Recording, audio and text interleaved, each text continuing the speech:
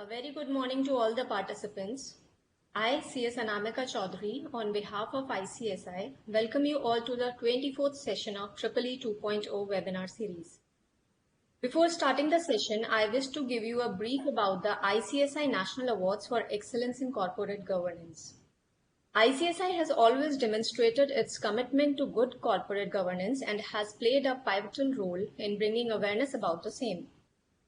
With the mission to develop high-caliber professionals facilitating good corporate governance, ICSI has been identifying and recognizing governance professionals and best-governed companies through the ICSI Awards for Excellence in Corporate Governance. The ICSI Awards are the most prestigious awards instituted for inculcating and conducing consciousness of the need for governance in India. Let's have a look at the video.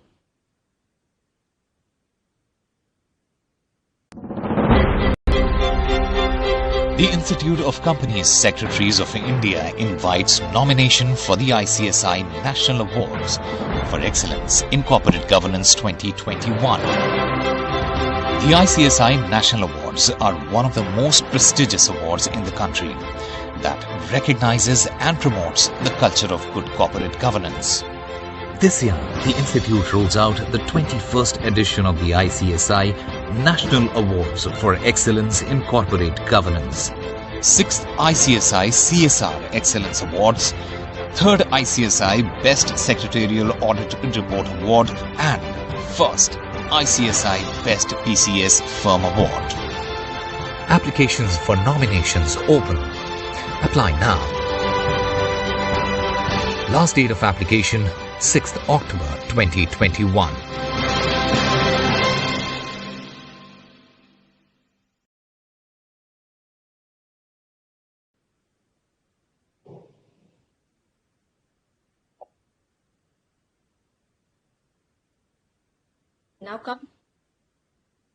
Now coming back to today's session, which is on a very elemental topic for all the company secretaries.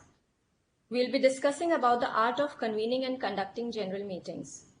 A company secretary is considered as a guardian of the processes of general meetings and is expected to be well versed with this. In today's session, we'll be covering Secretarial Standard on General Meetings, that is SS2. As per Section 205 of Companies Act 2013, the functions of a company secretary includes to ensure that the company complies with the applicable secretarial standards. To enlighten all of us about general meetings, today we have with us a very young and dynamic speaker, CS Gitika Anand. Welcome, madam. Thank you, Anamika. CS Gitika Anand is Vice President, Company Secretary and Compliance Officer of Auditor Birla Fashion and Retail Limited.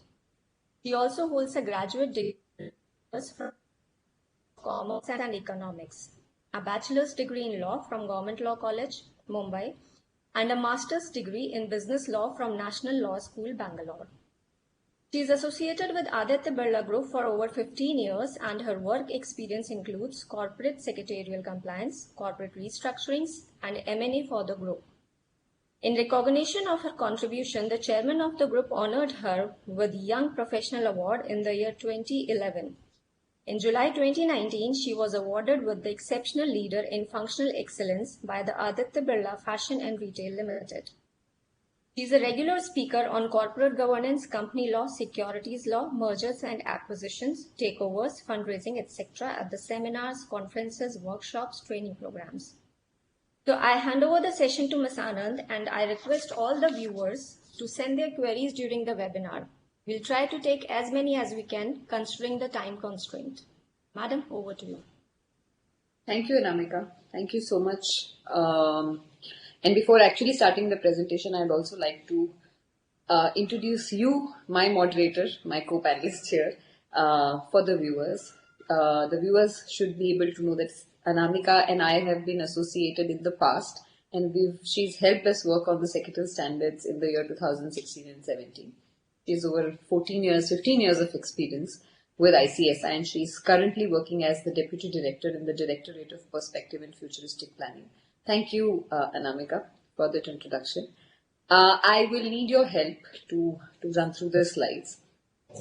And Do you want to brief the members about how do you want to take the session? Do you want to take questions in between? How do we?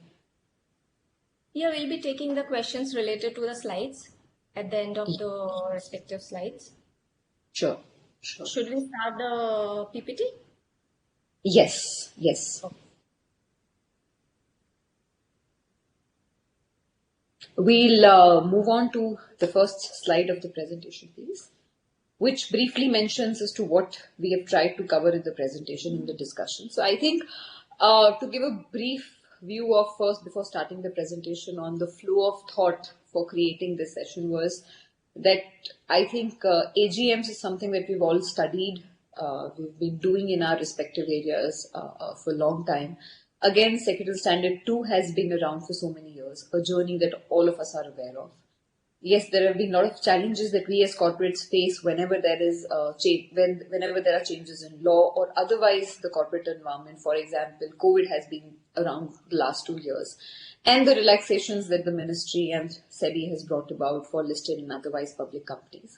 So, keeping all of that in mind, I thought that rather than doing a specific clause-to-clause presentation, we are trying to go more procedural, trying to bring about a little practicality from what we've experienced, at least in our own little experience and our engagement with the others. So the slide here shows as to the flow of the presentation. We'll start with first covering on the journey of Secretarial Standard 2 per se on general meetings, not saying that the procedure did not exist before. Can we stay on that slide for a minute, please? On the previous one, thank you. After covering the journey, I would like to go through the procedure, and we've tried to break it up in parts, meaning we'll go through before, what happens when we are planning the meeting, then around the date of the meeting, on the date of the meeting, and all the compliances post the meeting.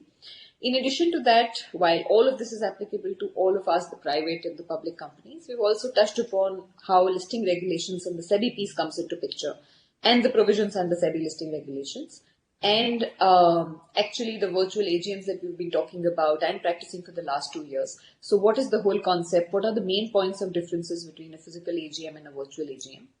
And the last one, while we've put up some FAQs, I am sure during the session we'll receive much more FAQs and we would have finished those by then.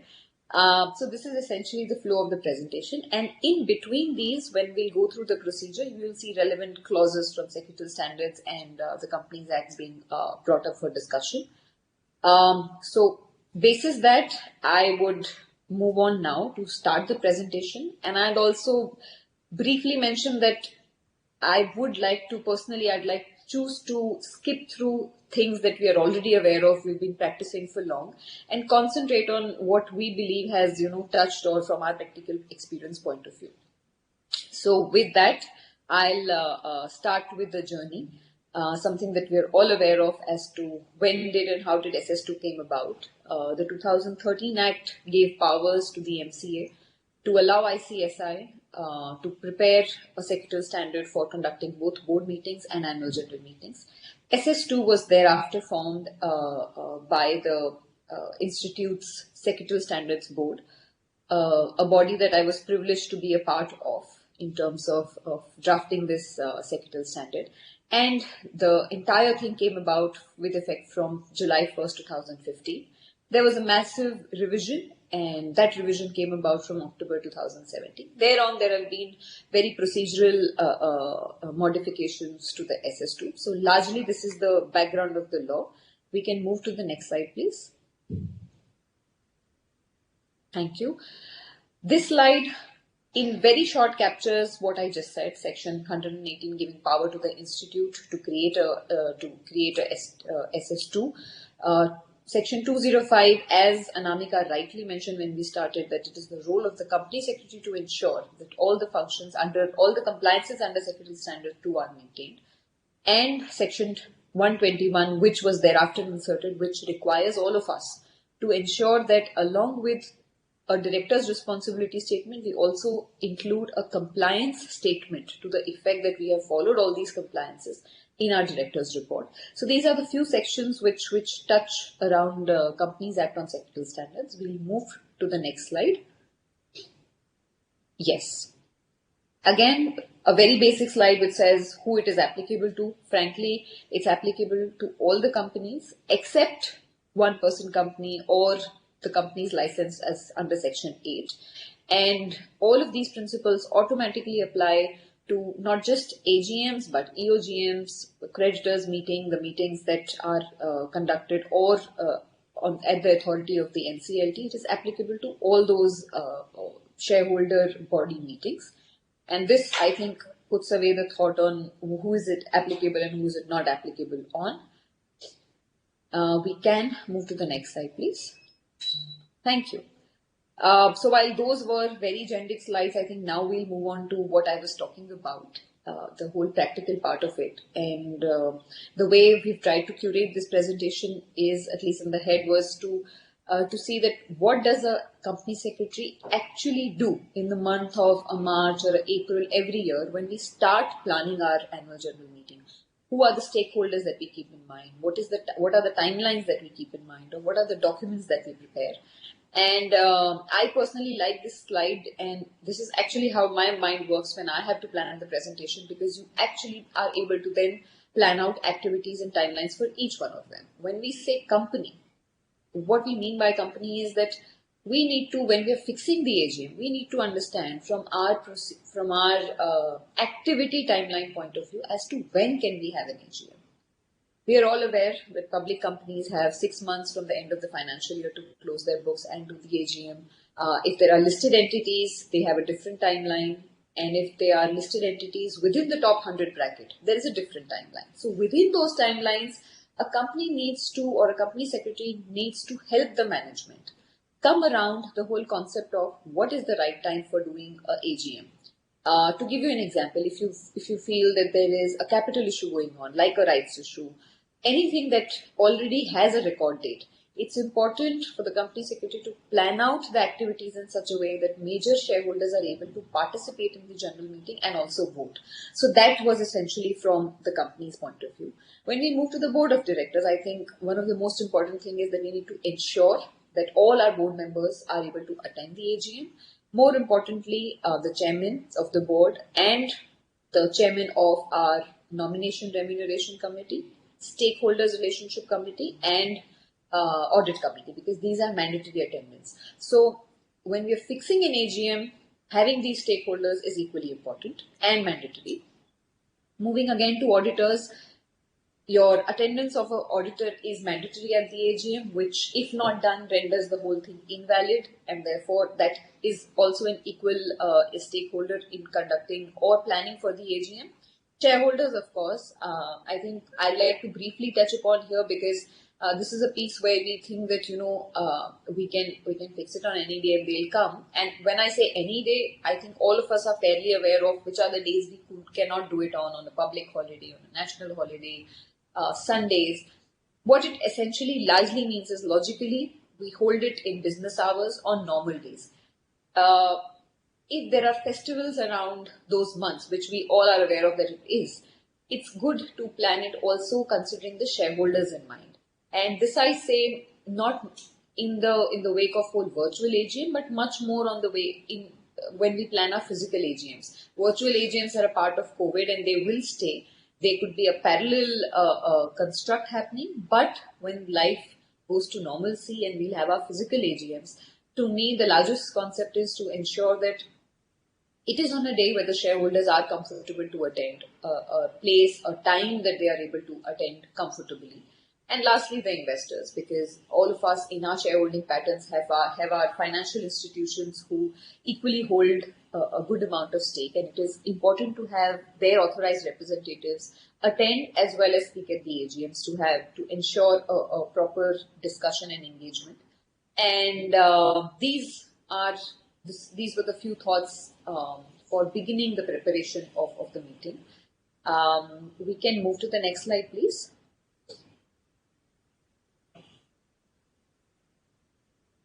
I'm sorry, I'm unable to view the next slide. Anamika, are you able to see it? No, I'm not able to see it. There's a grey patch.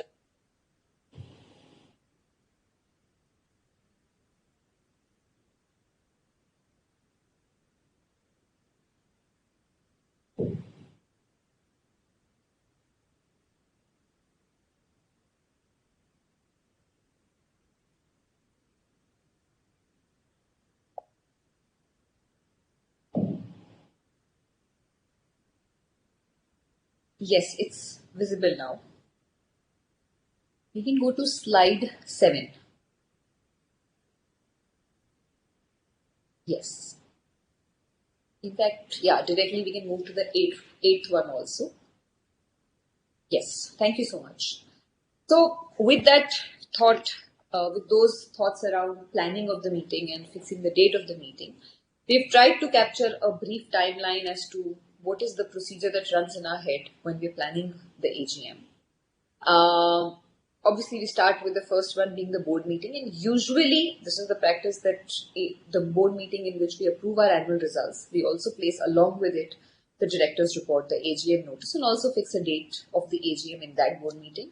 But even if it's a date subsequent or prior, a board meeting to fix the date of AGM, immediately followed by a public advertisement of the fact that it is proposed to hold the meeting on a certain date. We are all aware of the very famous timeline of 21 and 23 and 25 days of dispatching the AGM, and I'd like to spend a minute there, something that we are all aware of, but it's good, especially around virtual, everything has changed. So when SEBI has allowed the companies to conduct the meetings virtually, we are now able to dispatch, because of COVID relaxations, we are now able to dispatch the annual reports purely by electronic mode, which means by email to the shareholders who've registered their email IDs. And therefore, it cuts down on the time of dispatch, the net to net, and clear 21 days notice can be given by sharing it on email. However, the moment the relaxations are off, we will have to come back to our 21 plus 2, which is 23 days, or comfortably 25 days to ensure that the dispatches are completed in time. And therefore, before the dispatch, you see now a tab which is registration of email address of members. And again, I'd like to spend a minute here to say that I think it is a moral responsibility of us, the company secretaries, to ensure that the number of email IDs that we have increase. The database of shareholders who have registered email addresses or phone numbers with us should be higher. We've also seen in our own experience that a lot of addresses are the emails bounce, the email IDs are such, or the RTA's email ID is such that the emails sending out the annual report moves in spam. And therefore, these are very, very small, minor technical things, but I feel that if one addresses these in advance, where one ensures that, okay, we at least get enough and more email addresses, and this part I would like to take out of the whole AGM planning. It is irrespective of the fact that we are doing the AGM by way of virtual means, because now literally the world has moved. During the year, we have so many communications that we need to make to our shareholders. And we've all gone tech savvy with the phones that we have, with the devices that we have. And therefore, it's good to think, to come out with ideas, to ensure, continuously send out updation links in such a way that shareholders are able to provide you with their email addresses and request them to also register that with the depositories. Request your RTA to keep an entire repository and keep adding these email IDs. So with that thought, I'll move further. We send out the notices, just on that slide, I'm just moving further. We'll move on to the sending of notices as we discussed, either by way of physical or email, and also uploading it on the website of the company, as well as submitting it to the stock exchanges if you're listed. One question that we all receive, and we've also had in our mind, is that there's always been historically a requirement of sending out the stock exchange intimation with respect to the annual report to all the stock exchanges, not just the ones that you're listed on. And it's been a practice since I was a trainee. I've always sent 26, 28 letters to all the stock exchanges. The question that came about last year and also this year is that when we're sending virtual, what do we do? Because we've stopped printing or we've stopped sending physical copies.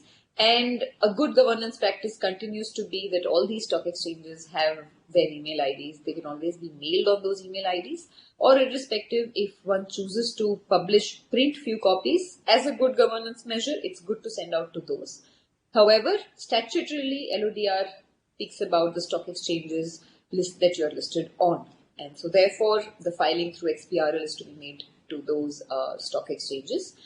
Moving on to then the last step in terms of proper regulatory filings bit is the public advertisement of the fact that the company has confirmed and completed dispatch of notices. All of these activities, as you see under the last one, needs to be completed at least minimum 21 days before the AGM. With this, we'll move on to the next slides and we'll look at few clauses from the secretarial standards which are relevant to those steps that we've just looked at. Anamika, you'd let me know when we take questions, right? If and as and when we are receiving them. Yeah, sure. Ji, thank you. So starting with notice, and while we've captured all of them here, I would not go point-wise because these presentation would be available at your disposal. Essentially, the few points that one tends to keep in mind is around notices, the drafting of it, ensuring that the draft is vetted multiple times to avoid any kind of errors, typo errors, and ensure that if any of that happens, there is adequate provision provided in the sectoral standard to correct the same by way of errata. And those are minor points around drafting. I think all of us are absolutely aware of the kind of matters if we include, what are we supposed to include in the explanatory notes. And unless there's a question, I would not go into that area and I'd stick on to the notice drafting. On who the notice needs to be served to, you're all aware, our members, directors, auditors, secretarial auditors, debenture trustees, as per the debenture trustee deed. These are the mandatory pieces. What we do as good governance is also send out to investors, send out to those members who do not have their email IDs registered and have still requested for copies in physical. We do print few copies and ensure that those are sent to them. And in terms of dispatch, I think sectoral standard is quite clear that one has options of sending it either by ordinary post or speed or registered post. Any electronic means by which you have a means to know that the same has been delivered. I think the most important part here from the view of a company secretary is ensure that you have delivery proofs, because that is one of the areas that I think we all commonly struggle with, irrespective of how much care one takes. And most importantly, around COVID times, around lockdown times, even if someone has sent a physical copy, say, to few shareholders, it's tough to get them delivered. So if a company plans to do such things in tricky times, it's good to then add few more days to your 21 days notice, because that clear 21 days is still required to be maintained.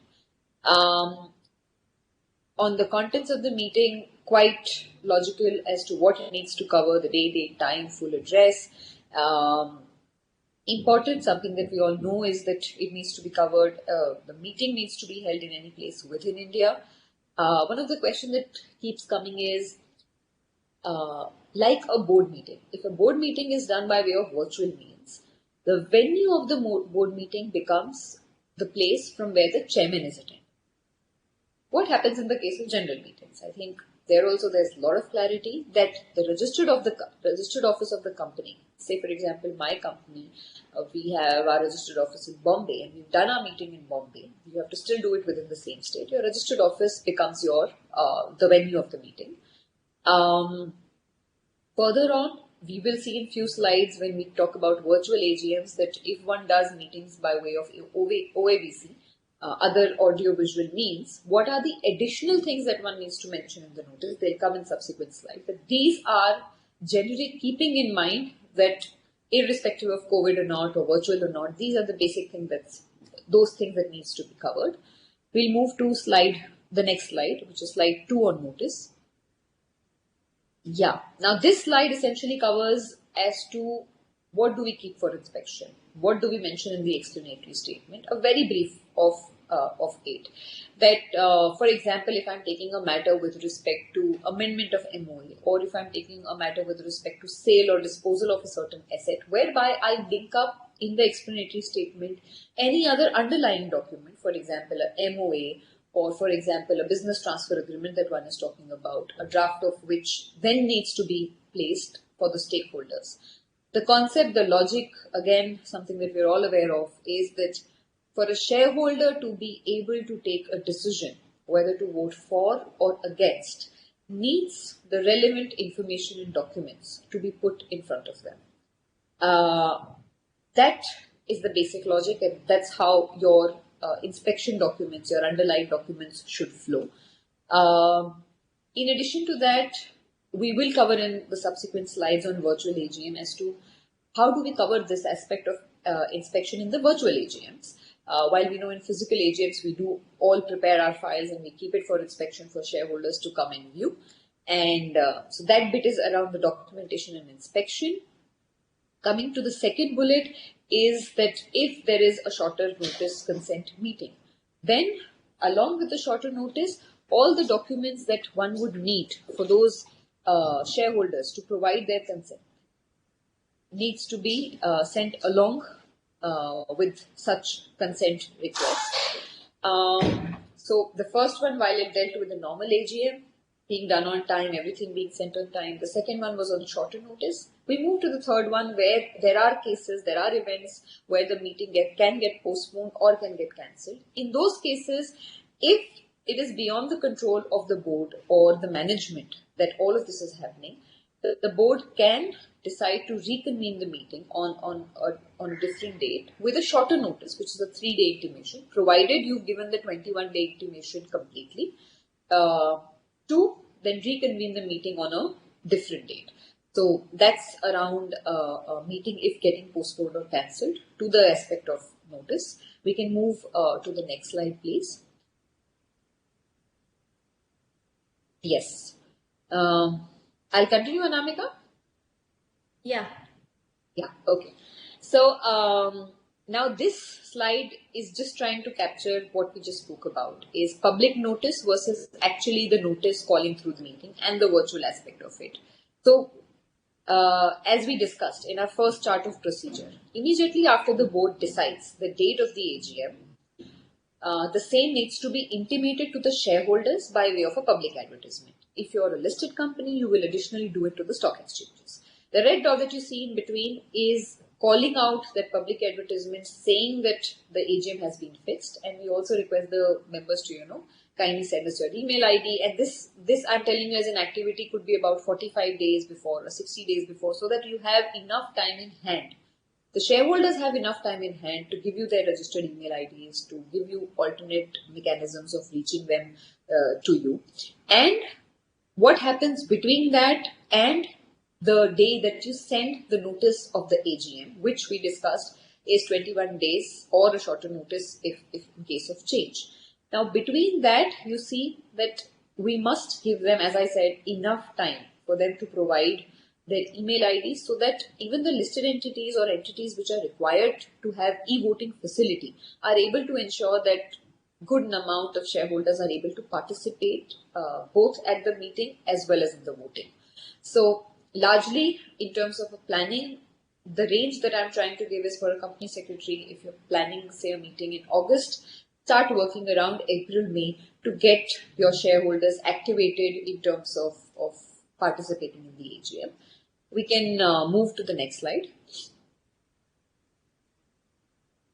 Yeah, so this is now around the post-notice advertisement where we've sent out the AGM notice, and thereafter we again put out a notice, advertisement, informing them about the entire e-voting facility. The regulations or the provisions which govern them is the MCA circular, which is of 5th May 2020, as well as our Rule 20 of the MBP Rules 2014. Essentially what it means is that you tell them who are the people who are supposed to vote, the day, date, time, when it starts, where is the website, where can they go and vote, is it the company website, the RTA website, the depositories website, and in case of any of these issues, who are the people that you're supposed to reach out in case you're facing issues in terms of e-voting. So I think what we largely mean to say in terms of the previous slide and this one is that get a little activated, especially if you have e-voting, so that majority number of shareholders are able to cast their vote before the meeting itself and also are able to participate in the meeting. The May 2020 circular is quite detailed and there have been subsequent FAQs, clarifications to help us understand what are the things that we need to mention in this advertisement. With this, we can move on to the next slide. And I think we have received few questions on notice. Yeah. So can the company hold the meeting through video conferencing if this was not mentioned in the notice and later on shareholders requested to the company to hold through VC? Yes, but we need to ensure that we give enough notice. So for example, if one realizes, or let's assume a logical situation that say last year before the COVID lockdown, assume it came in May or June, when the companies would have already dispatched their notices and something like this came about, what would the companies would have done? They wouldn't have gone through the whole cycle. The logical thing is shareholders have already fixed their date time. You are giving them an additional measure which is easier than what it was earlier. And therefore, with a shorter notice also, but a decent amount of notice, it can be added. And the company secretary needs to ensure that all the shareholders are made aware of this. I think that's the catch. That is a very important catch. So yes, it can be done. Whether intervening holidays are counted within the 21 clear days period of notice? Yes, absolutely. It's clear calendar days. There's no concept of any other thing. So it's a very clear calculation. Okay. Can the articles of the company... I'm so sorry. You're supposed to not calculate the date of dispatch and the date of receipt. So in your head, always keep 23 as the timeline rather than 21. Can the articles of the company may provide for a longer notice period, in which case the article should be complied with? Yes, absolutely. Absolutely. Okay. And what additional information should a company include in the notice where the AGM is held virtually? Yes, so we covered that in few previous slides and it will also come ahead. But as I mentioned, MCA has allowed it. MCA circular, their subsequent FAQs, clarifications, capture enough and more information. And we mentioned that in the box in the previous slide where you need to ensure or just think logically. If you're meeting someone or talking to someone on a virtual means, what do you tell them? You'll discuss, right? I'll meet you on WhatsApp or I'll talk to you on FaceTime. I think the logic is same. They need to know which is the place that they can go, connect on, provide them the link. What are the passwords that they will need? If it's a facility different than what we are using through the depositories, then ensure that it is user-friendly and the shareholders through details mentioned in the notice, you've clarified that enough. Like I'd give a very small example here. If we were doing physical meetings, we are required under SS2 to give a route map to the place that you're supposed to reach. What is the logic? Is you ensure that the shareholder gets enough information to be able to reach the place for them from where they are supposed to attend the meeting. I think the logic extends to virtual as well. Just go step by step and tell them, go click on this link, you click here, you feed in your login ID, feed in your password. So very commonsensical flow of information plus what's mentioned in the circular. So yeah. Okay, so next one is on the route map. Is it necessary to provide route map in the notice if only the directors and their relatives are members of the company and the meeting has to be held at the residence of a director whose address is generally known to all the members? Yes, it is still required. Let's just tell ourselves it is still required. It's a compliance requirement under SS2. I personally do not feel that it can be tweaked basis thinking that it's a commonly known address. I mean, to give you an example, if it's a very famous temple, doesn't mean that we will expect everyone to know where it is. It is required to be done irrespective of whatever the address is. So we can move with the PPT now. Sure. Thank you.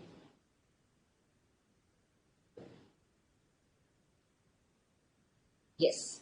So with all of that, I think notice, dispatch are the procedures that one needs to cover before the meeting, and we are now moving on towards the actual day of the meeting, the day we do things. And this is what we've done is we've tried to create a example of assuming that a meeting is being conducted by virtue of OAVC, that is audio-visual means, at 10 a.m. on a certain date.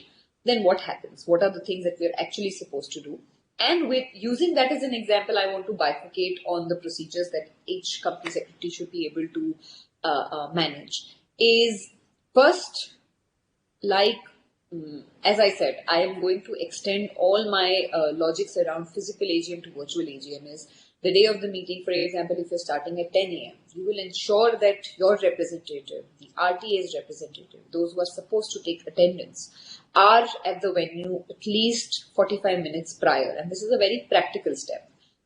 If you ask me, is it mentioned somewhere? The answer is no. But if you're expecting someone, you'd be there to ensure that their attendance is taken, that they are made comfortable much before the meeting starts. And therefore, we start registration for the shareholders at least 15 minutes before. As a very good practice, one must give at least 30 minutes. We have a practice of giving 30 minutes where either virtual or a common meeting, the shareholders can start coming in, register themselves, we take up their attendance, and they are moved into the meeting hall if it's a physical AGM, or they are asked to be on a wait until the meeting starts, and they're moved in virtually into the meeting room.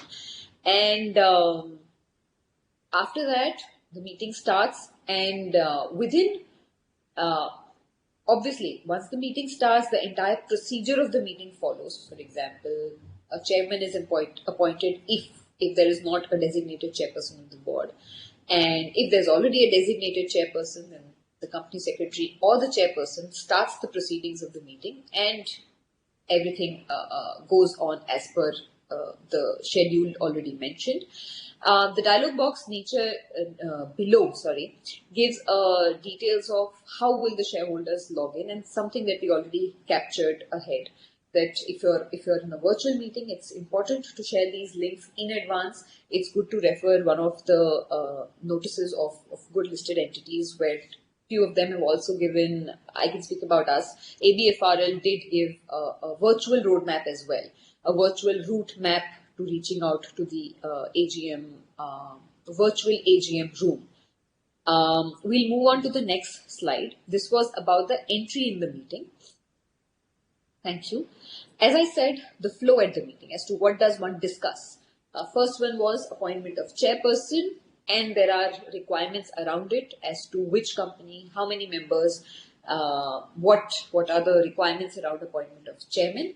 The chairman, once appointed, the chairperson, once appointed, needs to ensure that there is enough quorum, and the requirements of quorum are also mentioned in the Companies Act and in the secretarial standards, and they do not change considering the fact if the meeting is either physical or by way of VC. So the practical tip here is that as a company secretary, as a chairperson, you need to have your one eye literally on the screen, which shows you the attendance of people who are logging into the virtual room. You can only start the meeting once you have that quorum. So that's one tip in case of virtual. I remember in physical meetings, we have a representative of the RTA or the team member confirming to us the number of participants before we start the meeting. So that's on the quorum. Inspection, we already spoke about. What needs to be in the inspection, in the set of inspection documents, is governed by the Companies Act, also mentioned in SS2. The basic things are your financial statements. If you have subsidiaries or associates, joint ventures with whom you consolidate, you need to have those financial statements also.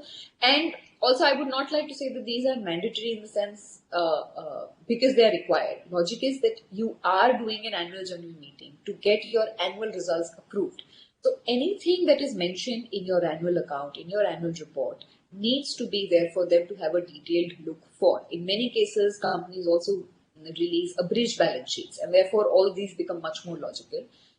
Director's report, the auditor's report, the actual signed auditor's report, and all the other registers, statutory registers, additional registers that could have come, ESOP certificate required for listed entities who've rolled out ESOP plans from a secretarial auditor, along with your matters or documents for special resolutions that you've taken in AGM notice. They all need to be a part of your inspection documents. As I said earlier, we will come to how we handle the inspection of documents in virtual AGMs. And then we move on to the approval of transactions. I think there is one step procedurally that comes in between, is that when a chairperson conducts the meeting, he gives a chairman's speech. He takes the shareholders through what has happened in the year gone by, the plans for the next year, if so. And usually these meetings happen around August, September, by which quarter one of the year has gone by. So the speech also covers those aspects.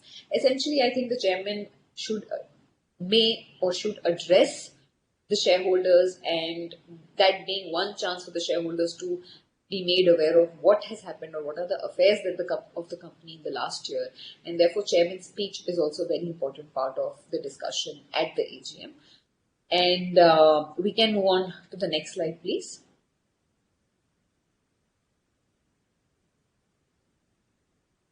Yes, so this is around the whole VC platform and quorum requirements, and few questions that we thought, which I've technically addressed, but I'll quickly go through them again, is what are the rules for ascertaining the quorum?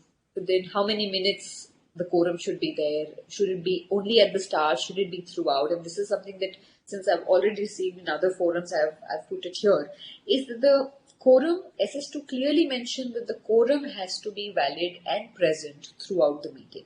And therefore, as I said earlier, the company secretary will literally need to keep an eye on the physical hall if you're doing the physical meeting and the virtual. And in case it is both, then you need to be made aware of both, that throughout the meeting you have your minimum prescribed quorum from the start to the end of the meeting. And does it mean that, so the VC rules provide that entry within 15 minutes of the designated time is also allowed and counted within quorum. And therefore, a logical question, does it mean that the entry is not allowed within 15 minutes? Yes, you can stop someone from attending, or you can allow them to attend, but you may not count them in quorum if they are not throughout the period of 15 minutes to the end of the meeting. So the choice is on the company, but definitely you cannot count it for quorum. What if the number of active members reduce after the meeting starts? So technically, as we said already earlier, it needs to be throughout. And if it stops, then we need to ensure that we inform the chairperson that the quorum is not complete and the meeting can go invalid. It's better to then reconvene the meeting, something that you would have naturally also done in a physical meeting. With this, we can move on to the next slide. And Anamika, also, if we have questions around attendance, then we can take them here. Yeah, for conduct of AGMs through VC, can the companies mention in their AGM notices that the company holds the right to restrict the number of speaker shareholders depending on the availability of the time? Are the companies allowed to restrict speakers? Yes, so I think an aspect that I mentioned, or I should have mentioned a little more in detail, is time management. I think it is the duty of the company secretary to ensure that there is efficiency of time management in this entire process. There are companies which have about 10 shareholders, and there are companies which have about 10 lakh shareholders. And one needs to understand that if all of them register and all of them want to speak, then logically the meeting would not end for days or weeks or months and years. And therefore, the logical explanation is yes, that companies can request that for the paucity of time, for effective time management, it may write and mention it in the notice and restrict the number of speakers. It does not mean that the members do not have the right to speak, do not have the right to ask questions. They always have, it's always made available that they can write to the management along with their questions or their views. Essentially what they do at the meeting is they express their views and or they ask questions. That a platform needs to be given, an alternative platform needs to be given if the speakers are not able to register or for the paucity of time. If that is made available, I do not think there is an issue and the companies can very well do so. But at the same time, the other part of balancing is that the company secretaries also need to ensure that enough shareholders are given the chance to speak. There is a decent amount of time that each shareholder gets to speak because it's also their one chance to speak at general meetings. So ensuring that balance, to my mind, is the right thing to be done. So coming to the inspection of registers, how can a company keep registers open for inspection at AGM held through VC if the company does not maintain the registers in electronic form? So if you do not maintain in an electronic form, you should convert your files into PDF, apply digital signatures. If you cannot do it by literally converting and doing digital signatures, or otherwise you would have kept electronic registers, you can scan your documents into PDF and put them in folders, give only viewing rights and connect with your shareholders. Say if you're a small company, you can always connect with your shareholders through the available platforms like Microsoft Teams or other things and ensure a person of the RTA or your team is helping them view the documents. And if it is, I mean, it's an extension of what you would have done at the physical AGM, right? You give them the file, they look at it and they give it back to you. So essentially, virtually, you will upload the file, they'll be able to see it. And I think that's how it will be done. If it's a listed company, again, the same thing, you can convert into PDF or you can scan into documents. And usually listed entities now use platforms of either their own RTAs or of the depositories. Those can be uploaded there with only viewing rights and allow the members to inspect during the period of the meeting. So that can be done. So for example, if the meeting in our case starts at 10 o'clock and you are allowing registry at 9:30, 9:45, also open the documents at 10 o'clock and until the meeting ends, they should be able to view it. Or say 9:30, 9:45, that should be okay. Okay, so on quorum, how to ascertain the quorum during the proceedings of AGM? In case a person leaves the AGM through VC in between, whether he would be counted for the purpose of quorum or should he be present throughout the meeting? We, I think, took that in detail. That SS2 clearly mentions that the quorum needs to be throughout the meeting. So it's very important to, and I think this becomes the job of the RT and the scrutinizer much more than the company. For us, I think as a company secretary, we need to ensure for the validity of the meeting, the necessary quorum is present throughout. In terms of how many people do we count at the end of it, if someone is leaving, going, the scrutinizer needs to ensure, which are usually practicing company secretaries, that the person who started has also been there until the end of this meeting or the end of the meeting. So that's what you count in terms of the quorum. So now move on with the PPT. Okay. Yes. So next, also again we are still on frequency and quorum, and this slide mentions the number of members who need to be present in cases of different set of companies. For example, if your shareholders are, the number of members are 1,000 or not more than 1,000, 5 members are fine.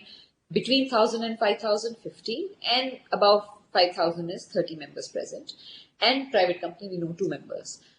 In addition to that, if any representative of a body corporate or a financial institution, that they need to carry with them along the authority letter to attend the meeting, and that is something that one needs to ensure.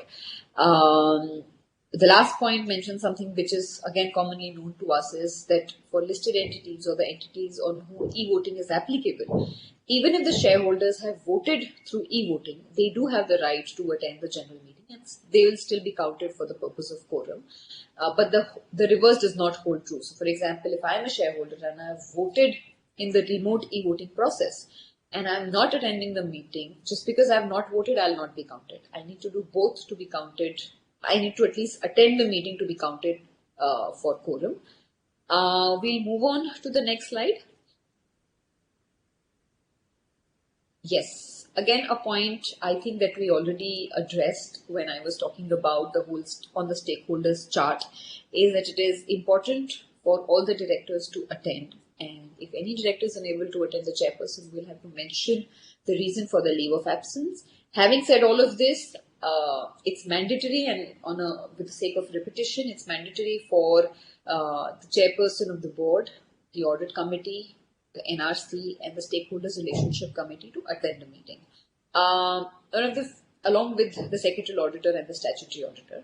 One of the point that comes about, and I think many of us have faced it in the past, is while all the directors confirm for the meeting, something happens, or in case of any kind of contingency, the directors are not able to attend the meeting. What do you do?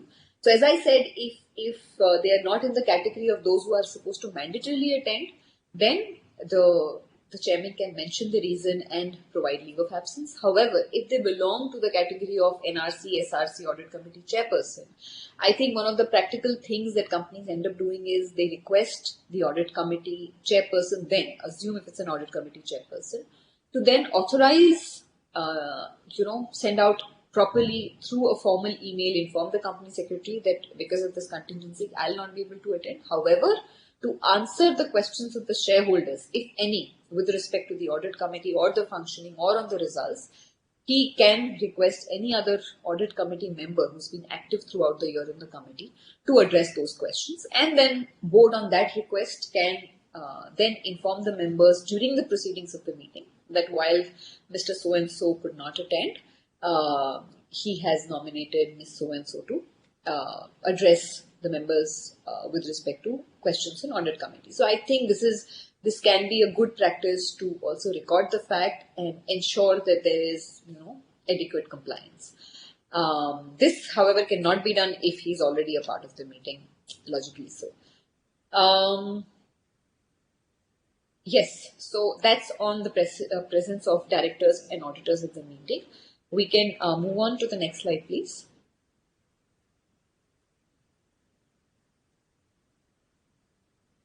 Yes. So, chairman as a topic, I think we've covered it in little bits here and there across the slides, but this one kind of compiles all the points together, and I'll quickly walk them through because we've taken them already.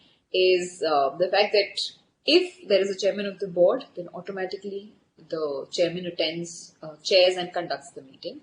However, if for any reason there is no chairman of the board, then the directors can elect one amongst themselves to chair the meeting. Assume that the chairperson is not, the fixed board chairperson is not present within 15 minutes of the meeting, then the same process that the directors can elect one amongst themselves and the person can chair the meeting. Again, if that also does not happen, the members can, on show of hands, elect one amongst themselves to attend the meeting. And the logical point that in case of public companies, if the chairperson who's conducting the whole thing is interested in any of the matters of the AGM, then he would have to recluse himself for taking up that matter, and he can request any other director to take that matter on his behalf. So those are a few points around chairman of the meeting. We can move to the next slide. Anamika, we have questions. Questions.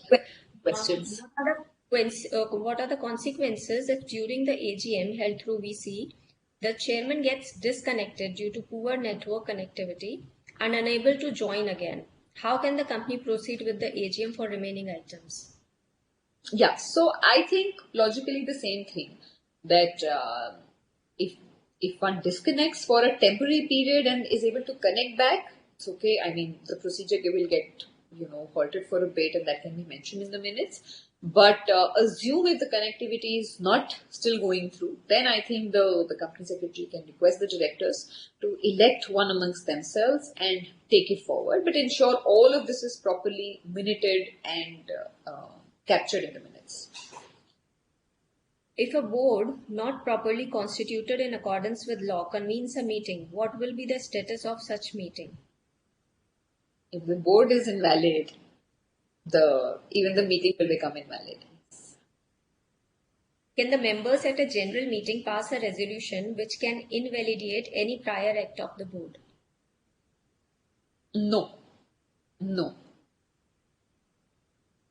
I mean, if you want me to go detail, I can, but the simple answer is no. Because the board has already acted on it, taken a decision. You can nullify and make it void in a prospective way. But if not otherwise, it cannot. Okay. Whether the chairman of all committees shall attend the general meetings. We just mentioned, so SRC, stakeholders, audit and nomination are the mandatory ones. But I think as a good governance, as I always say, the entire board should be present because that's one-time chance for all the shareholders to look at the board and, be able to ask them questions if one wants to. So, yes. Let's continue with the PPT. Yeah. How are we on time? We're good. Okay. Good. Yeah. So the next one is on modifications and cancellation of resolutions. A question, and I think I'd like to address 2 points here. It's not just on modification or signing of resolutions, but also sometimes there are errors, there are typo errors or mistakes, inadvertent errors in the notice. And more importantly, in case of companies where e-voting is there and immediately on dispatch, the company also puts up the notice on website. One gets confused as to, what are the steps to be done, or can I even do that? Can I not do that? I think SS2 has mentioned clearly that what happens in case of companies or AGMs where resolutions are put to e-voting. So the logic is very simple. Assume that there was no remote e-voting. Assume it was a normal heyday where we'd have AGM and someone would vote at the AGM. What would you do if you want to change an aspect or delete an aspect or add an aspect? Adding is very separate, so I'll come to it later, but more on deciding or modification. Then you give out adequate notice. How have you intimated your shareholders before? You have given them notices, you put it in the newspapers. If you're listed, you've also informed the stock exchanges. I think it's fair and SS2 allows in case there are errors made in the notice or any piece of information that the company needs to add to clarify on what it has mentioned already.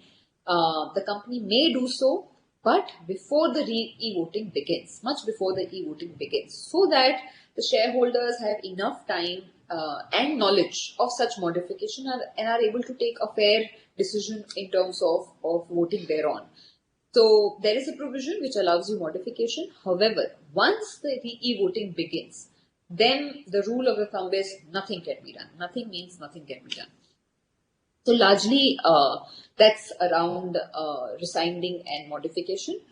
We can move to the next slide.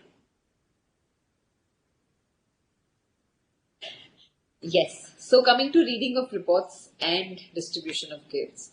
We'll deal with the first one first. On reading of the reports, I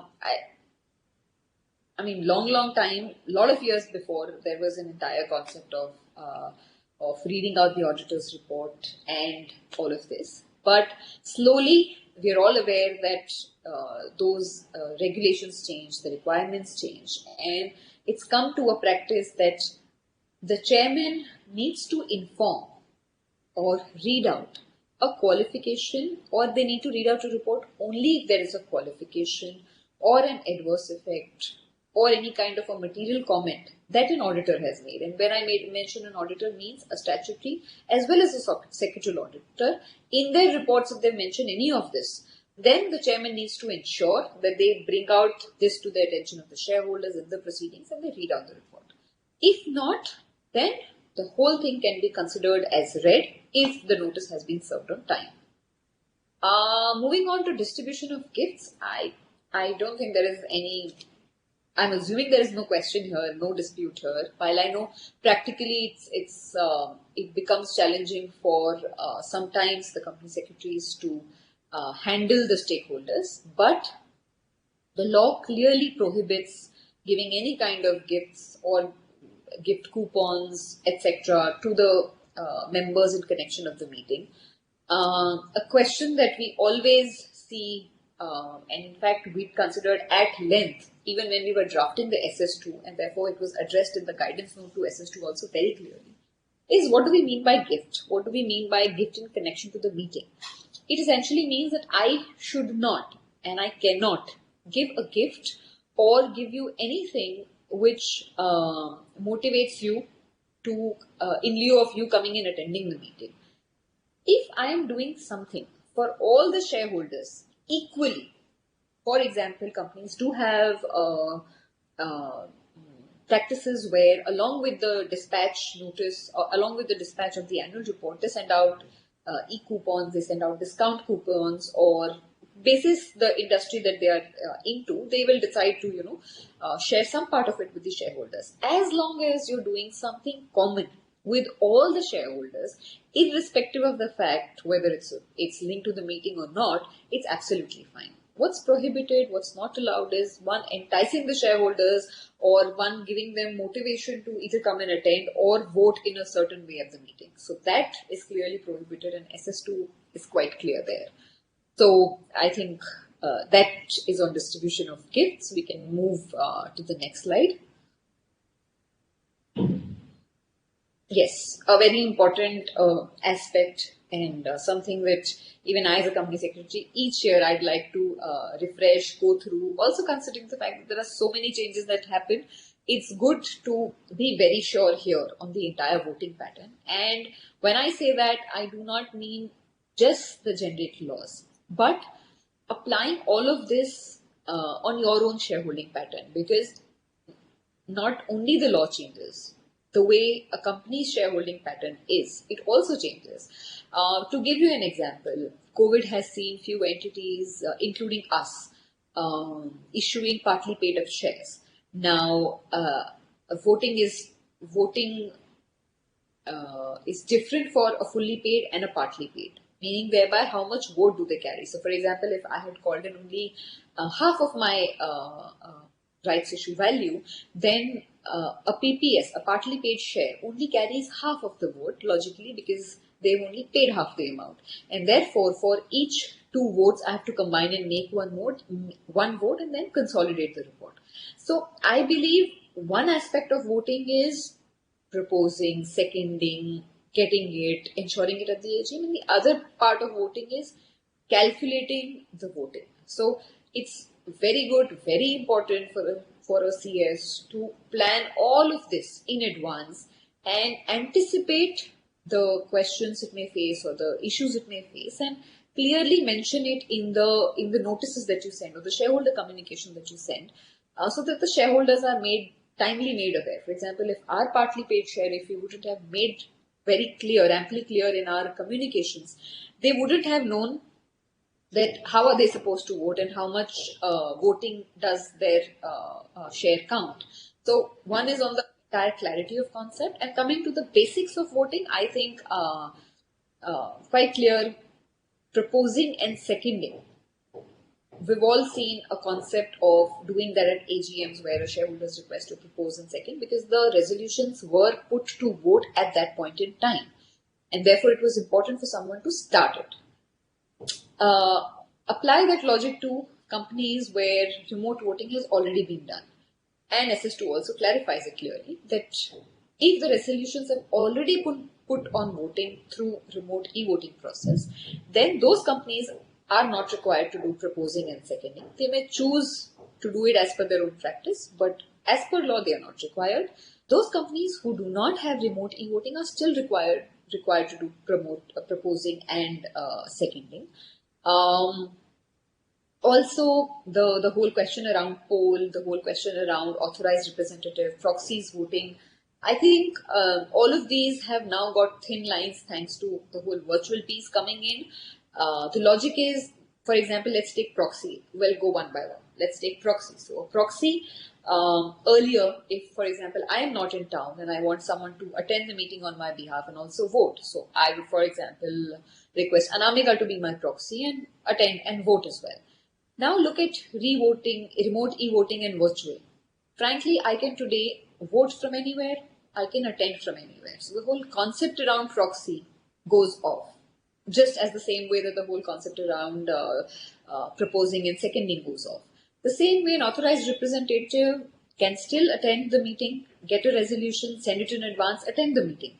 But a company itself will have its own, login ID and credentials, the management of the company, and they can still vote. They will not require an authorized representative to go there and vote. So, largely what I mean to say is that there are fundamentals to voting, and with passage of time, with practices changing, with experiences changing, the way we do all of this has changed, and therefore it's good to keep oneself abreast of how the other companies are handling it. One good practice is to ensure that we attend few AGMs. Most of them are live now, so it's good to learn by seeing also what we're doing, or engage with the other company secretaries and come out with newer ways. But otherwise, the fundamentals of voting remain same, if not for virtual. So, Anamika, we have questions.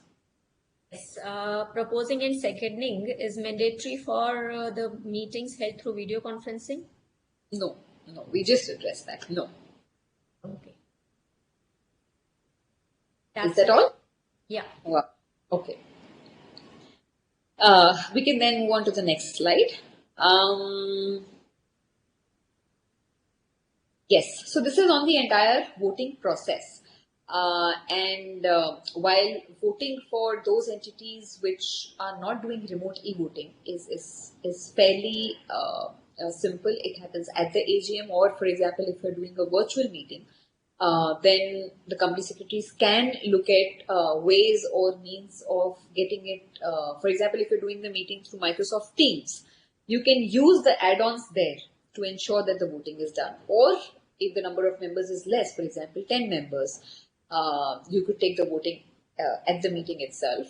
Or you can use poll buttons, you can use voting buttons. I think with time and with all our requirements, technology has really advanced, and there are umpteen measures. We also have our own other companies which are public-private, which have shareholders less than 10, and we've been able to very smoothly use these add-ons in other options like Microsoft Teams or a Zoom to be able to all record the meeting as well as record the voting by the members. So that should be looked at until the virtual thing continues.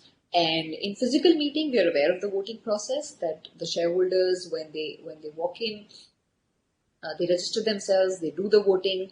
At the same time, there is a lot of voting that gets done in advance through proxies if there are institutional shareholders or promoters.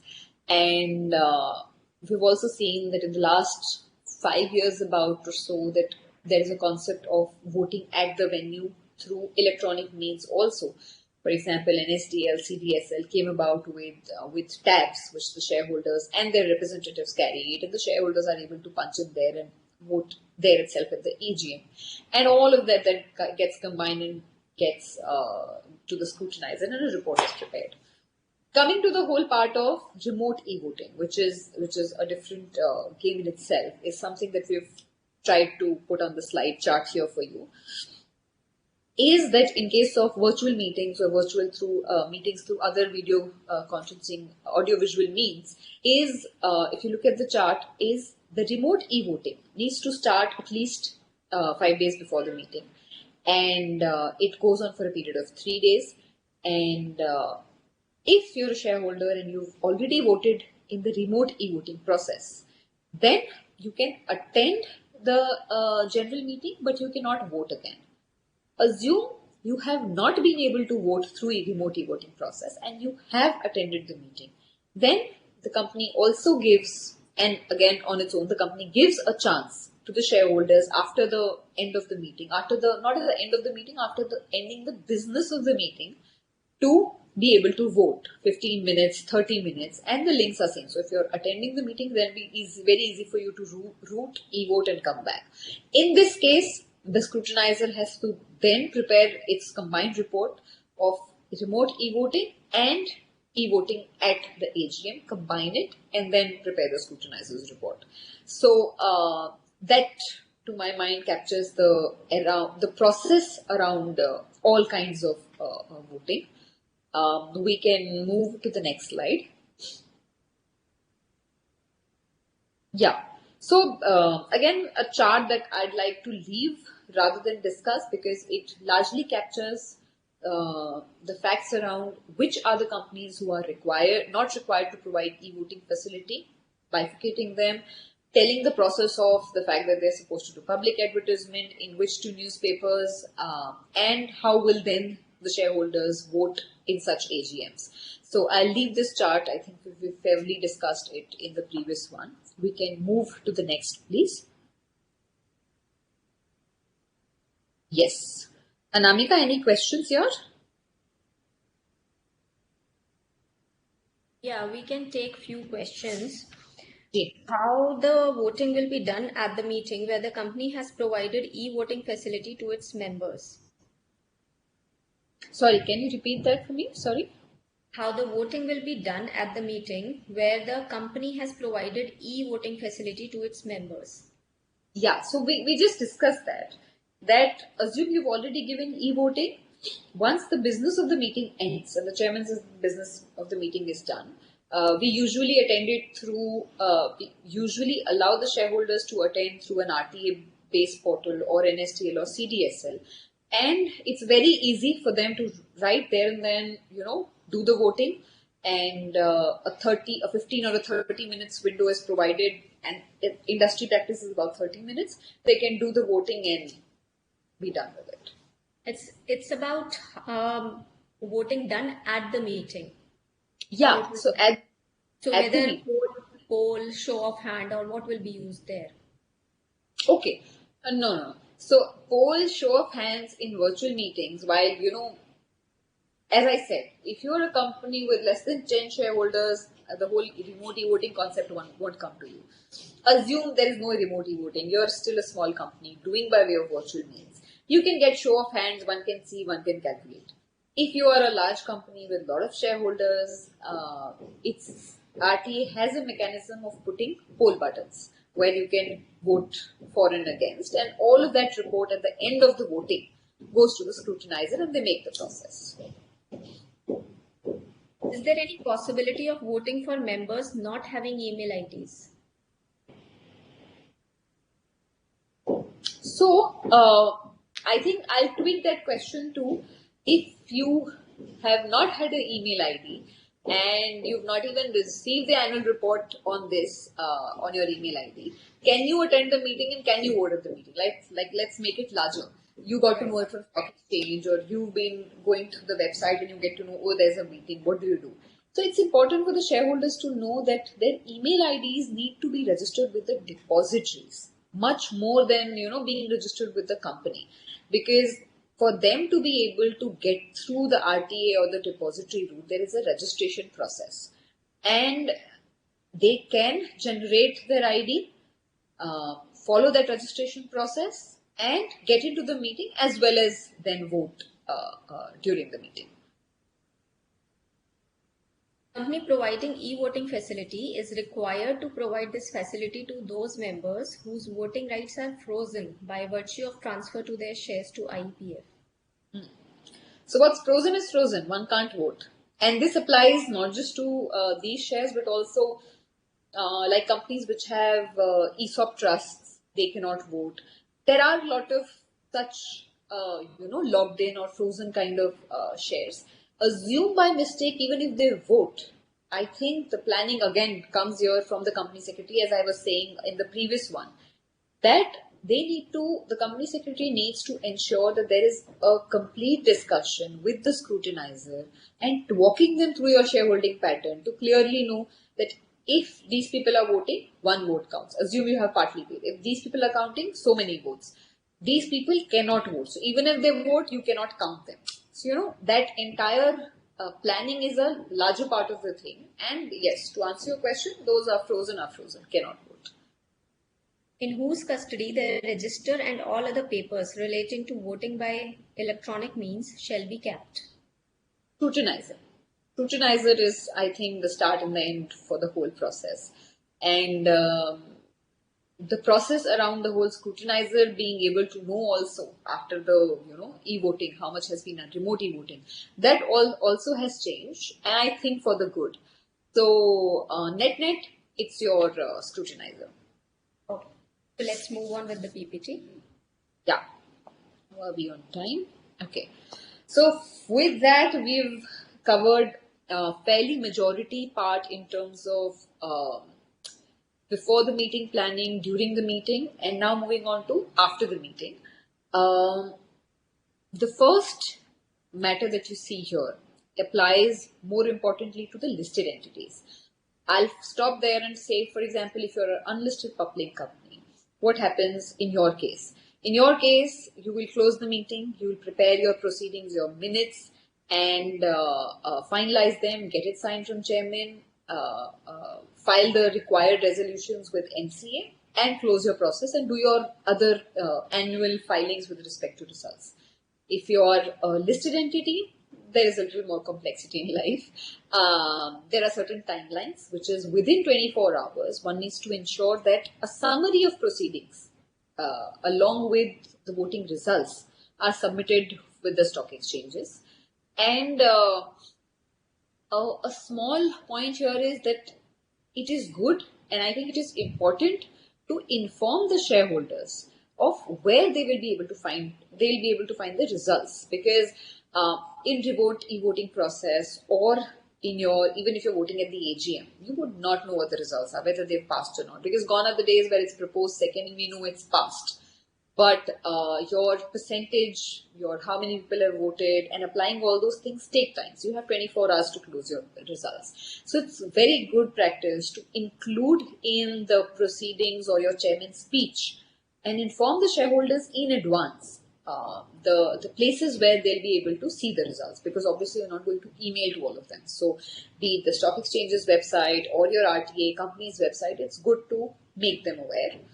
So coming back to this, you have 24 hours to close your proceedings, close your voting results, give it to your chairman, get your chairman to sign them, and submit the same with stock exchanges and dispatch it, display it, in fact, simultaneously on your websites, on company website, on exchanges, on depositories, also on RTA if you've used that platform. So that bit has 24 hours.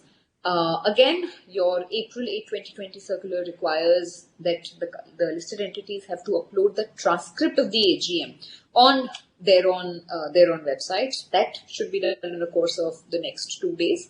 Again, you have 2 working days to submit your scrutinizer's report with the stock exchange, 48 hours, followed by filing of NCA forms, again within 30 days of all the matters that have been transacted at the AGM, and preparing the minutes of the AGM. So this is largely on the regulatory process after the AGM.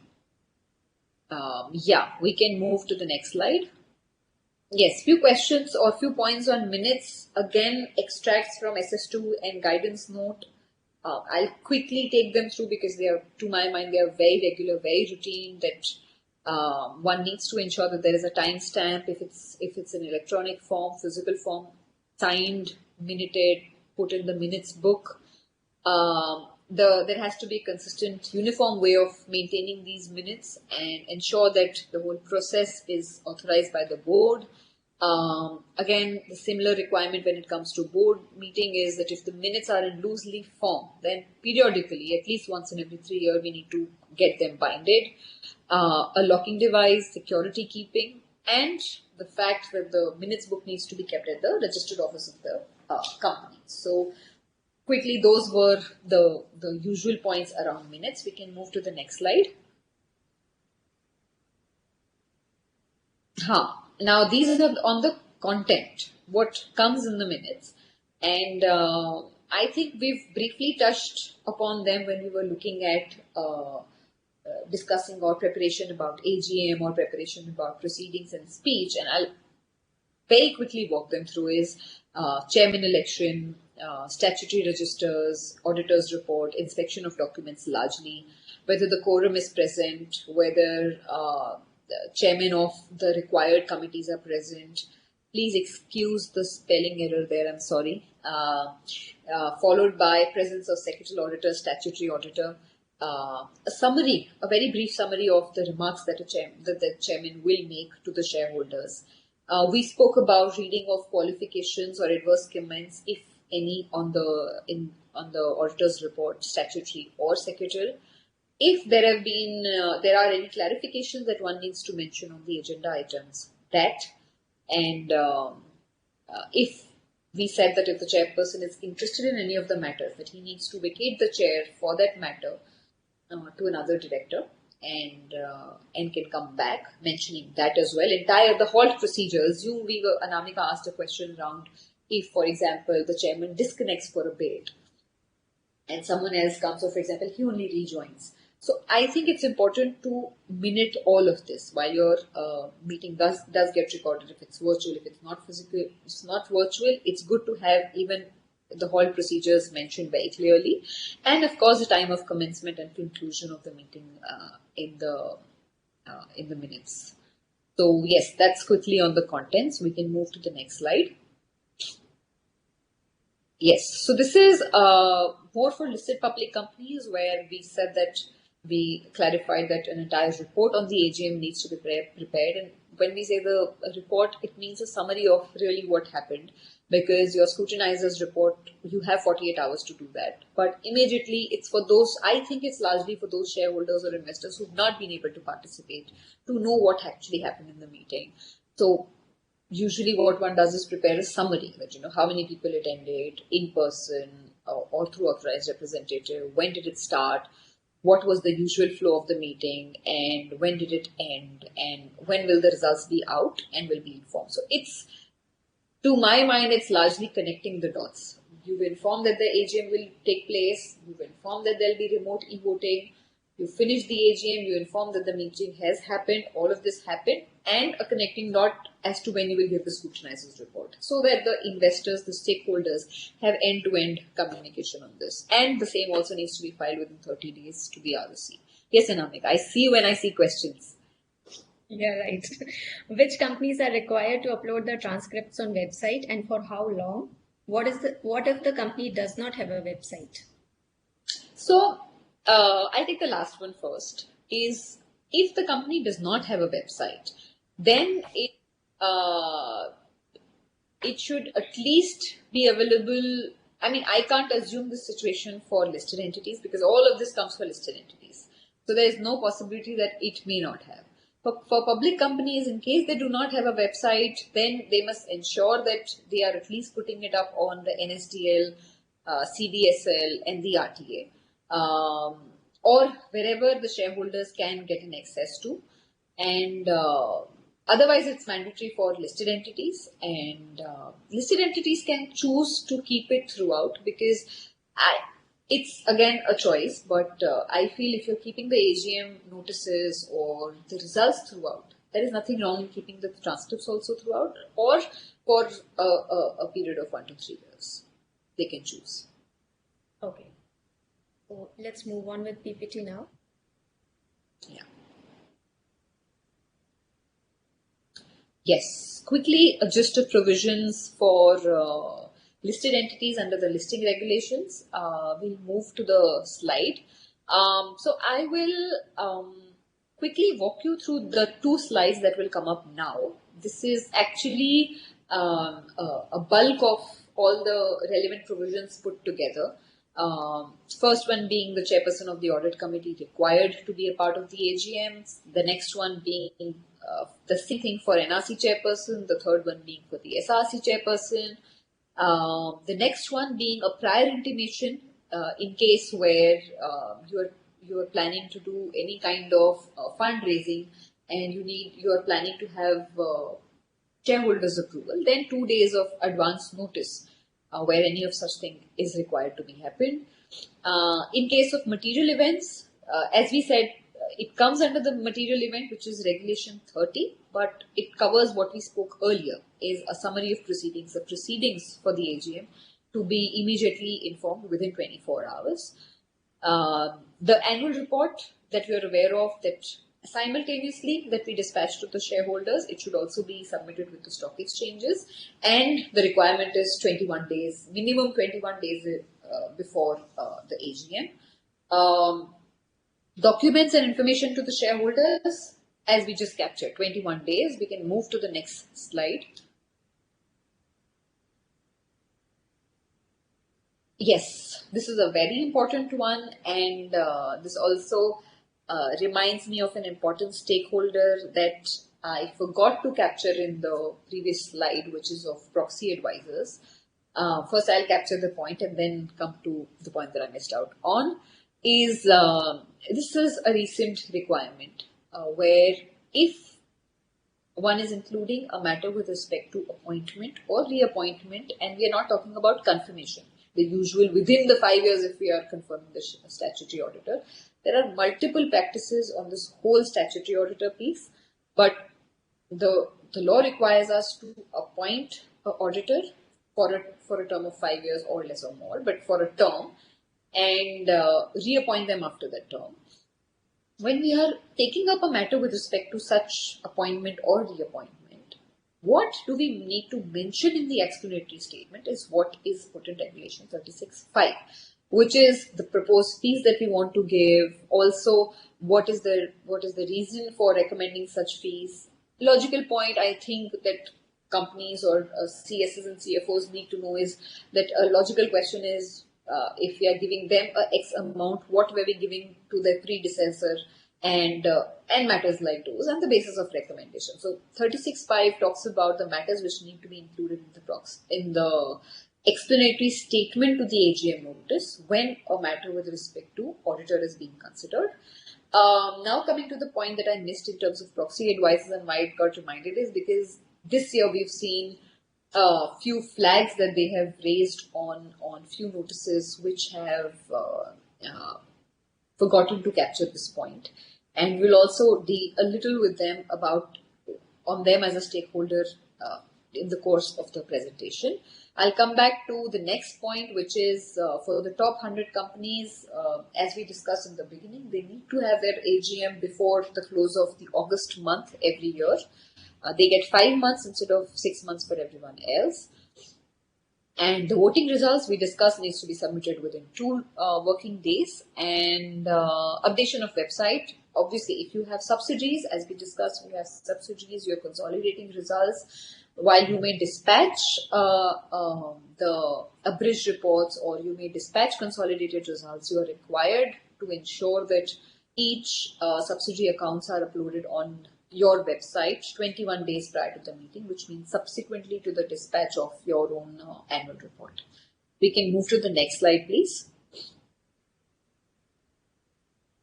Yes, physical AGM versus virtual AGM. A very quick analysis. I think we can move to the slide, but we would have captured most of these points during discussion. And this is, just a few numbers that we tried to put up is what was the ratio of people voting. On the left hand side, you will see voting through e-voting and voting at the meeting. At the meeting, as you can see, is negligible versus e-voting, and we've captured data of basis the companies having a lot of shareholders, and so that gives you a flavor of what has remote e-voting or what has virtual AGM brought into light. And what we see on the right hand side is attendance of members at the AGM, both who attend and who do not attend out of these voted. So you will see that those who are active would have voted also and who would attend also, but at the same time that number is still not huge. So this can also throw up the fact that there is a lot of bulk corporate holding that one sees in Indian companies, and one knows that when you're voting, your number of shares count, but when you're attending, you may hold 1 share or you may hold 10 lakh shareholder, you will still be counted as one person attending. So net, my reading of the whole thing is that virtual meetings, remote e-votings have increased both voting and attendance. And yes, but for most listed companies, if you look at going by the number of folios, the number of shareholders, not even 5% of shareholders attend the AGM while voting is active.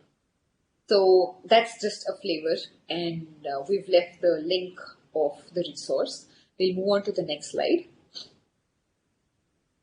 Yeah, so basis that, why is virtual AGM important? And I must mention it here clearly that this is not trying to market to virtual AGMs, but only from a place of experience as to how it helps or What are the good points for it is, as we already discussed, accessibility is good, the attendance is good, the engagement is good. It has curtailed a lot of expenses. Pure virtual AGMs and dispatch of annual reports by way of virtual mean has, I believe, cut a lot of expenses for the corporates. At the same time, not printing annual reports or not printing so many annual reports has also, to my mind, helped sustainability. People have also gone very techno-savvy and have been, have now got used to reading the reports on their tabs, on their devices, or on the web pages. So I feel that's a good shift, a good move. Also, virtual AGMs, since they are required to be recorded, there are transcripts. I think they're much more secure and, if not more, definitely not less secure than traditional meetings. Yeah, companies with overseas shareholders, I think it's a win-win. Or also maybe companies who have their shareholders not concentrated in the state of their registered office. The ability to participate in the meeting has gone up. So those were the few good points that we realized are of virtual AGM. We can move to the next slide. Yes, and I think this bit we've already discussed, but we'll quickly go through it. For virtual AGMs, one part of it is registration that we discussed, needs to be done in advance. One needs to give enough room and time, because when you're doing physical AGMs, it's still walking in and signing. The only hurdle is reaching the venue in time. But in case of virtual meetings, I think sometimes IT really plays a role. And therefore, there should be enough time, enough notice, enough clarity for a shareholder to know how they're supposed to and when they're supposed to register and attend. One of it is data management, largely on your inspection in terms of ensuring documentation around the whole AGM, especially the one that the shareholders need to access. So it's that. And I include everything here, from uploading your notices to your annual reports to having inspection documents to your summary of proceedings, ensuring that all of this data is accessible at relevant places at relevant times. Integrated voting, it's a term that we've used, there's no term like that. Integrated voting here, to our mind, means the combined, consolidated voting of remote e-voting plus the voting at the meeting, and live streaming engagement. And very, very, very important aspect that a company secretary really needs to take care of is that the meeting should definitely not stop or halt for IT or technical issues. There needs to be multiple testing, multiple demos, especially for directors, those who are required to be there, attend throughout, have clarity of informing them what are their rules, what are they supposed to do. If the chairman needs to vacate and someone else needs to walk in, what are they supposed to speak? I think it's good to have these demos and role play done well in advance of the meeting and the clarity be given. We can move to the next slide, please. Yes, so quickly summarizing what we already discussed, the concepts which are not applicable to virtual meetings. We discussed proxies. Corporate representations were, of course, for attending physical meetings. And while if someone sends me a corporate representation and wants to attend the meeting, obviously they can, but it becomes unfructuous because the management will still have the login ID and they can attend. They would not need to send a representative is what they mean. Again, webcast as a concept had come before the whole COVID and virtual AGMs came into picture. It in some sense becomes unfructuous because now the shareholders, investors can very well attend the meeting if they're holding shares. One may say that there are investors who want to know about the company, the analysts who know about the company and who are not holding shares. Webcast would be good for them. To that, I would say yes, it is a very good step. There is no harm in doing it. But I also feel with requirements like transcripts being put up, summary of voting being put up, the requirement of chairman's speech, I think something that we missed to highlight, that the chairman's speech also needs to be put up on the website. I think they get a fair deal of idea and data and documents as to what has happened in the meeting, and therefore one feels that it may not be as relevant as it was before the whole virtual meeting wave came into picture. We'll move to the next slide. Yes, challenges. We discussed the first one, which is technology related. Shareholder queries, why I'm saying challenge is not the queries, not the shareholders, but the fact that sometimes one really, and one has seen this over the years, that there is a lot of technical glitch because of, say, lower band of internet connectivity that the shareholder may be using for them to connect.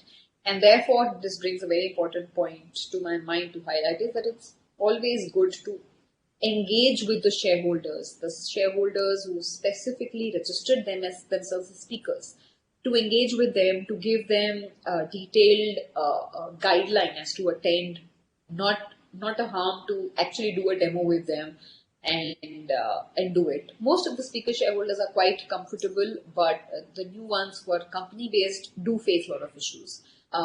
We have a practice of allotting them speaker shareholder numbers in the order of their requests that they have raised. Thank you.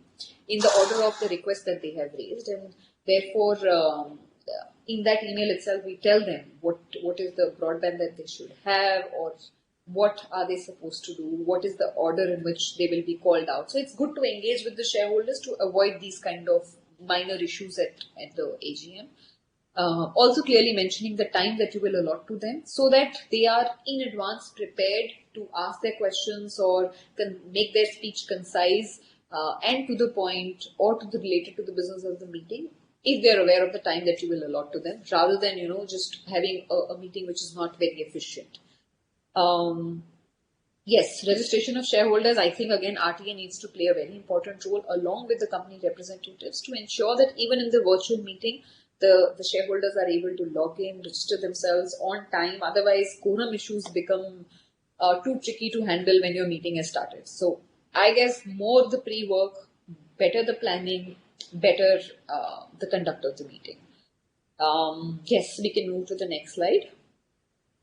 Yes. So, Anamika, I have, we've tried to capture this on the slide, the contents that I wanted to cover.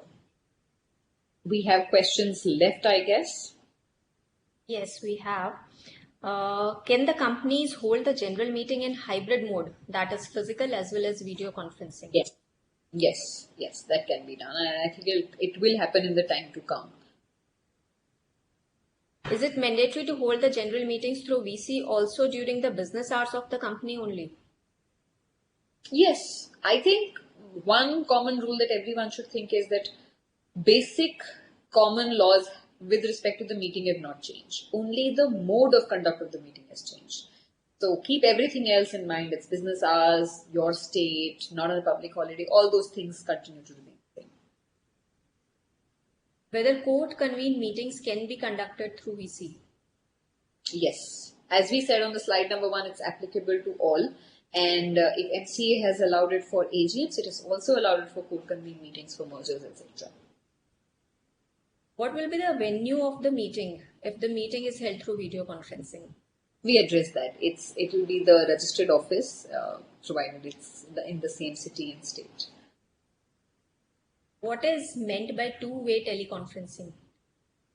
So two-way teleconferencing is like what you and I are doing, is where we have the ability to engage, to talk. It's not just one way.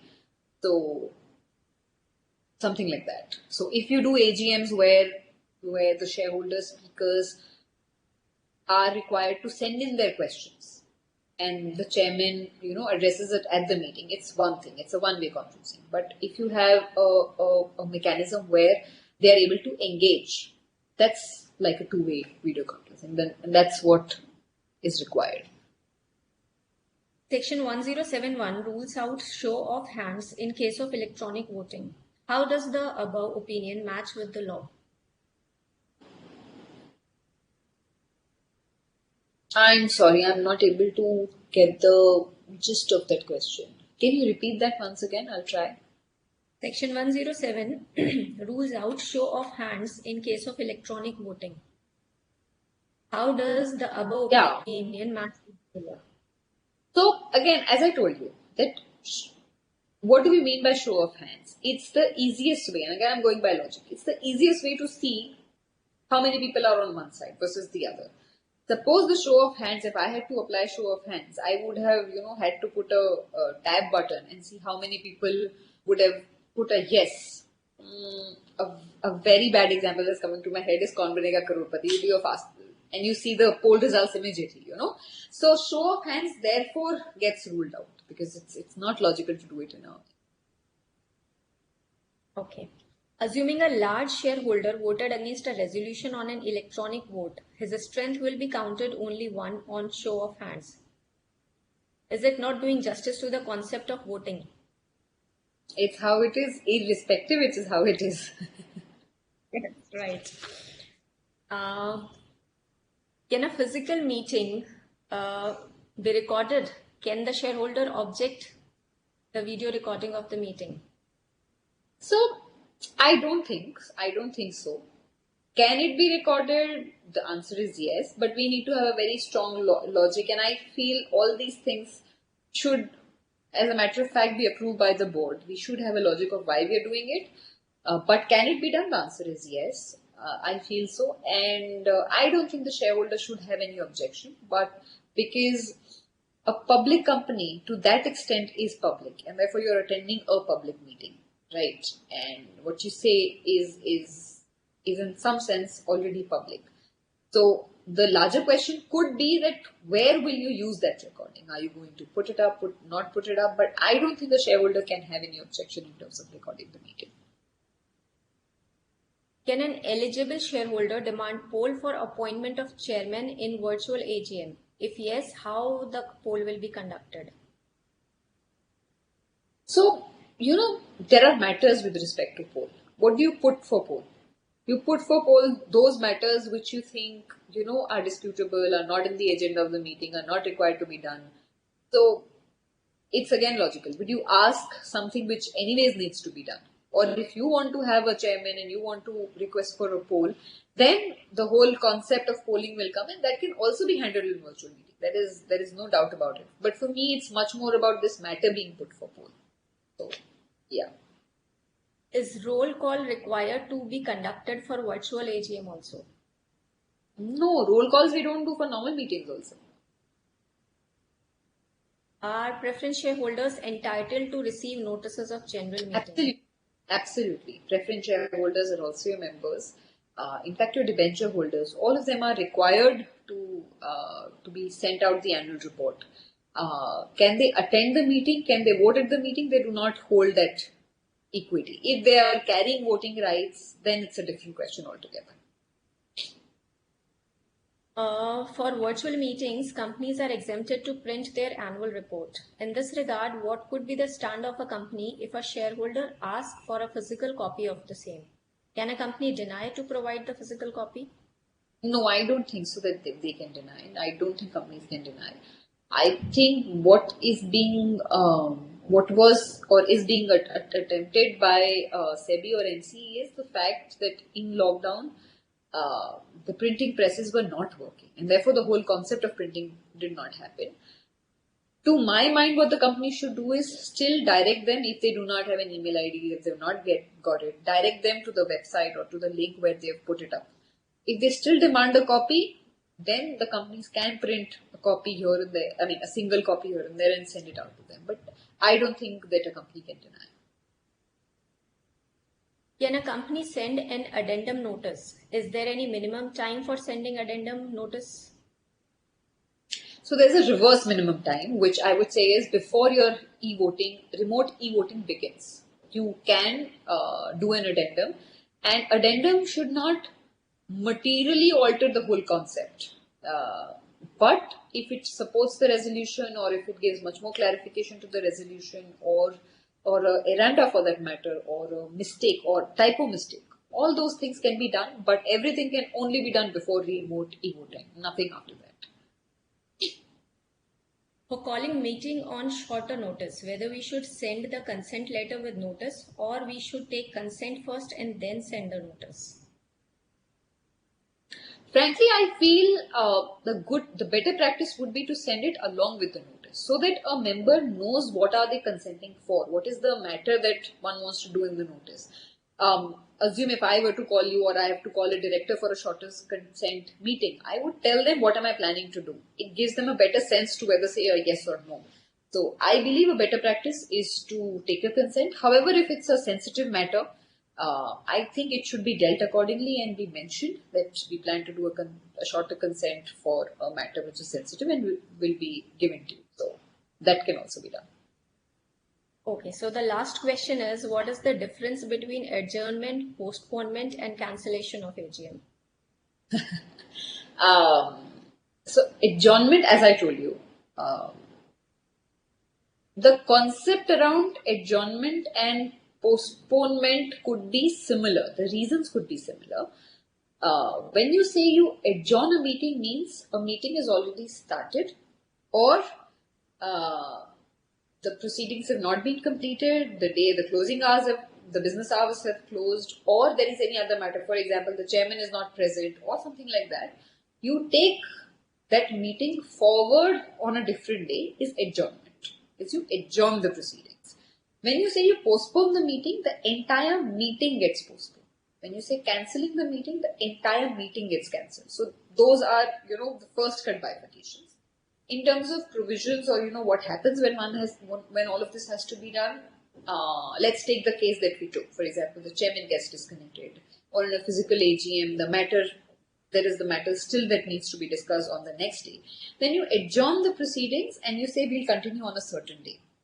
And there are provisions in SS2 on that, how you do that. If you're cancelling the meeting for any reason whatsoever, for reasons not in our control, act of God, or there's a matter that needs to be taken up, and you've already sent 21 days notice and you want to tell the shareholders, here is a 7-day advance notice of one more item that we want to include, or anything of that sort, and we are moving the meeting to a certain date, that's called as postponement. If you cancel it altogether again for reasons like an act of God or contingency, then it's pure cancellation and the intimations need to be sent. So it was a wonderful session.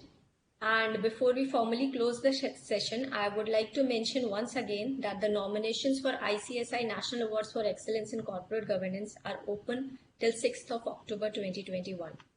The awardees across all the segments are selected through a rigorous comprehensive evaluation process guided by an eminent jury comprising of distinguished experts from varied walks of life. Let's have a look at the video.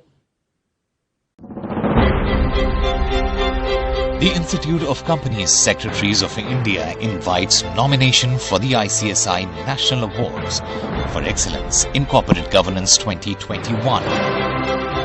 The ICSI National Awards are one of the most prestigious awards in the country that recognizes and promotes the culture of good corporate governance.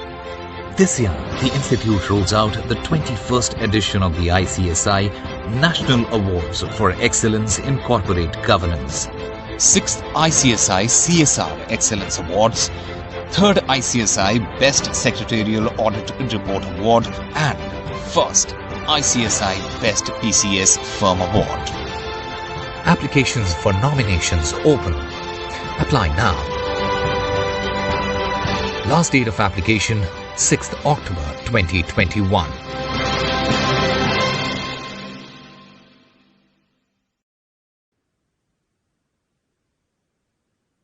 Thank you, Madam, for such a knowledgeable session covering all the important aspects relating to general meetings. You very well covered the procedure before, during and post meeting, virtual meetings, physical meetings. Lots of queries have been very well answered.